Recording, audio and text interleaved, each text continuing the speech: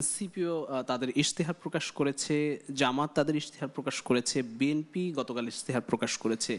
তুলনামূলক আসলে যদিও আপনার নিজের দলের কথাই আপনি বলবেন, কিন্তু আপনার কাছে আসলে কতটা বাস্তবায়নসম্মত বা বাস্তবসম্মত মনে হচ্ছে অন্যান্য দলগুলোর সঙ্গে যদি আপনার দলের তুলনা করেন? ধন্যবাদ আপনাকে। আমার সহ আলোচকগণ এবং আজকে যারা আমাদের দেখছেন সবাইকে সালাম এবং শুভেচ্ছা জানিয়ে শুরু করছি। আমরাই প্রথম ইশতেহার প্রকাশ করি, আমাদের 36 দফা ইশতেহার। আমরা চেষ্টা করেছি যে আমাদের ইশতেহারটাকে এমনভাবে সাজানো যেন it would be an achievable one, not that যে আমরা অনেক কিছু প্রতিজ্ঞা করলাম কিন্তু সেটা অ্যাচিভই করতে পারলাম না, এরকম কোনো প্রতিজ্ঞা আমরা করতে চাই নাই।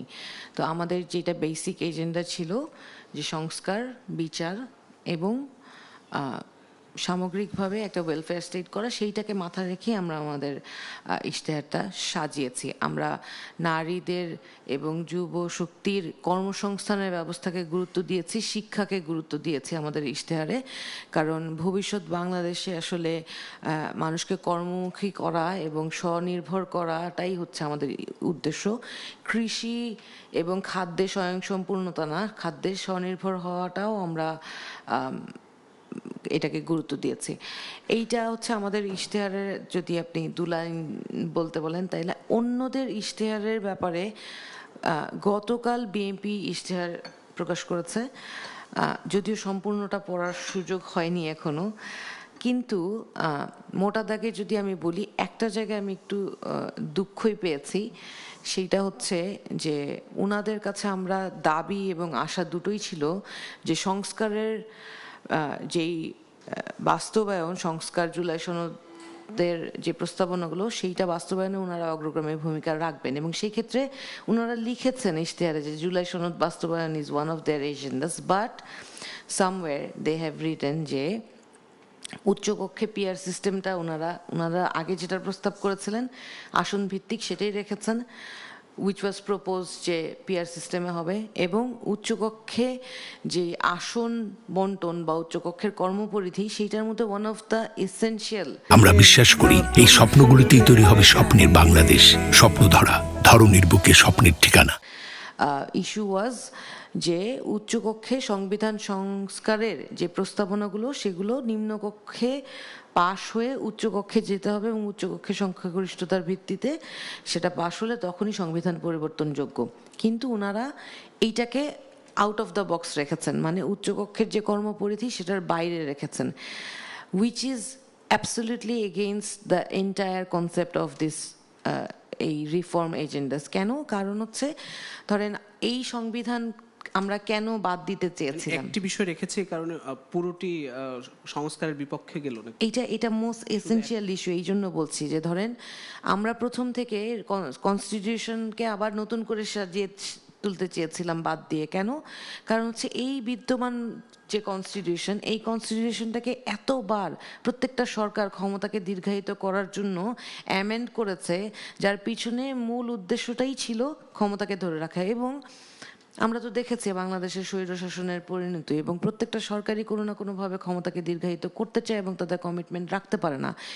সেই কারণে আমরা এই সংবিধানকে পরিবর্তন, কাটাছেঁড়া করার যে মানে যাচ্ছে তাই যেই ব্যবহার শুধুমাত্র পার্লামেন্ট মেম্বারদেরই হাতে, সেইটা আমরা স্টপ করার জন্য লোয়ার হাউসকে আমরা চেয়েছিলাম যে lower house should include upper house to